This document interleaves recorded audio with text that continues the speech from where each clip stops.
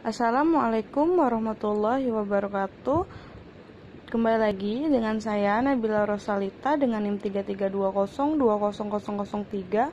Saya mahasiswa dari Universitas Muhammadiyah Palembang, Fakultas Keguruan dan Ilmu Pendidikan, Program Studi Matematika angkatan 2020. Di sini saya bertugas pada mata kuliah Media Pembelajaran Matematika dengan dosen pengampu Bapak Dr. Andes Sunardi MPD dan Bapak Muslimin SPD MPD. Baiklah, di sini saya akan menjelaskan materi mengenai klasifikasi media pembelajaran dalam matematika. Dalam media pelajaran diperlukan klasifikasi dengan menurut suatu metode tertentu sesuai dengan sifat dan fungsinya terhadap pembelajaran. Di sini saya akan memberikan klasifikasi menurut para ahli, beberapa para ahli. Yang saya ambil adalah 3 para ahli. Baiklah, yang pertama klasifikasi menurut para ahli yaitu menurut Setiosari dan Sikabuden. Menurut Setiosari dan Sikabuden, klasifikasi media pembelajaran itu ada 5 klasifikasi, yaitu berdasarkan secara fisik, 2 berdasarkan jenis dan tingkat pengalaman yang diperoleh, 3 berdasarkan persepsi indera, dan 4 berdasarkan penggunaannya, yang kelima berdasarkan hierarki pemanfaatannya. Yang pertama yang kita akan bahas mengenai pengelompokan berdasarkan ciri fisik, bentuk fisiknya. Dalam media pembelajaran dikelompokkan 4 macam, yaitu media pembelajaran 2 dimensi, yaitu yang dapat bisa diamati, hanya bisa dilihat panjang dan lebarnya saja. Misalnya foto, grafik, peta, gambar bagian atau bagan, papan tulis, dan semua jenis yang dapat dilihat cuma dari sisi datarnya saja. Yang kedua, media pembelajaran 3 dimensi, yaitu media pembelajaran yang bisa dilihat dari panjang, lebar, tinggi, atau tebal. Biasanya itu contohnya objek 3 dimensi itu seperti miniatur, bola, meja, kursi, mobil, rumah, dan prototipe. Yang ketiga, media pandangan diam atau still picture, yaitu media yang menggunakan media proyeksi yang hanya bisa menampilkan gambar yang diam pada layar. Contohnya, foto, tulisan yang diproyeksikan dalam kegiatan pembelajaran. Yang keempat, media pemandangan atau gerak motion picture, yaitu media menggunakan media proyeksi yang hanya menampilkan gambar yang bergerak pada layar, dan contohnya media televisi, film, dan recorder. Yang kalau untuk pemanfaatannya itu bisa dilihat seperti gambar dan lain sebagainya.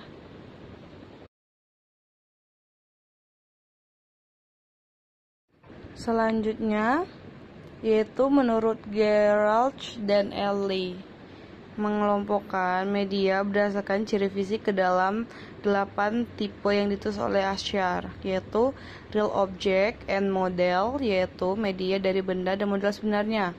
Media ini berupa orang, kejadian, objek, atau benda yang tertentu, bahkan semua yang ada di alam digunakan sebagai media dalam pembelajaran ini.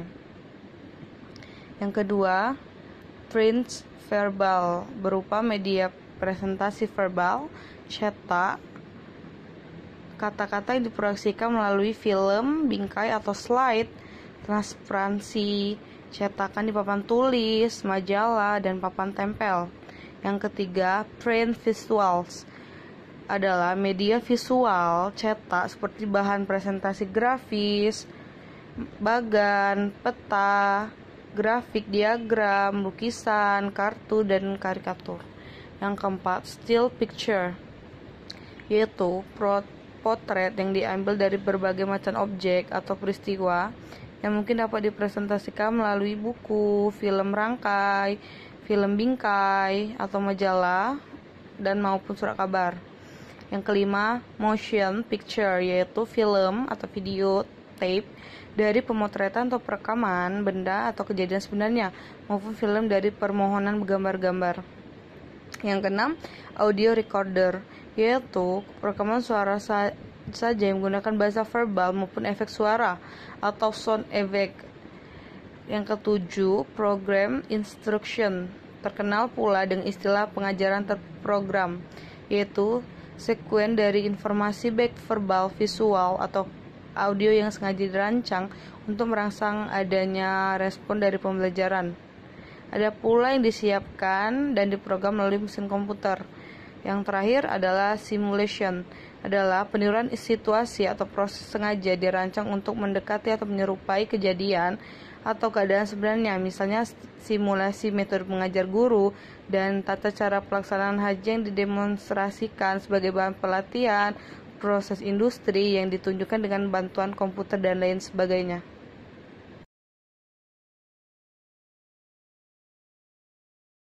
Dan menurut para ahli yang terakhir adalah Azhar Arshad.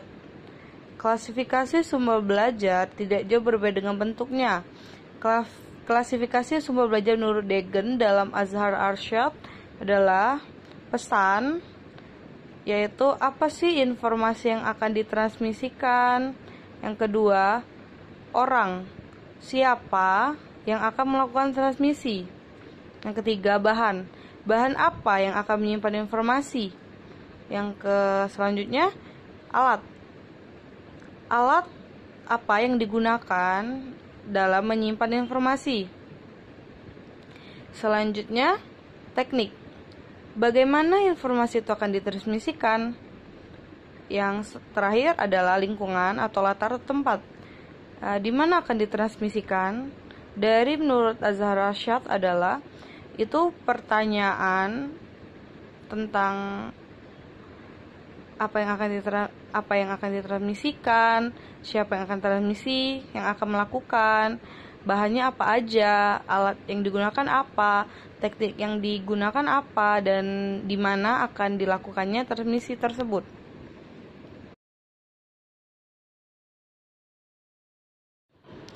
Baiklah, mungkin ini saja yang dapat saya jabarkan dan saya presentasikan dalam bentuk video tugas mata kuliah ini mengenai klasifikasi media pembelajaran dalam matematika.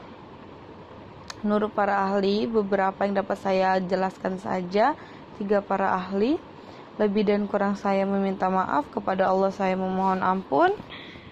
Jangan lupa pakai masker, gunakan hand sanitizer, stay safe di rumah aja. Kalau nggak penting-penting banget, saya akhiri. Wassalamualaikum warahmatullahi wabarakatuh.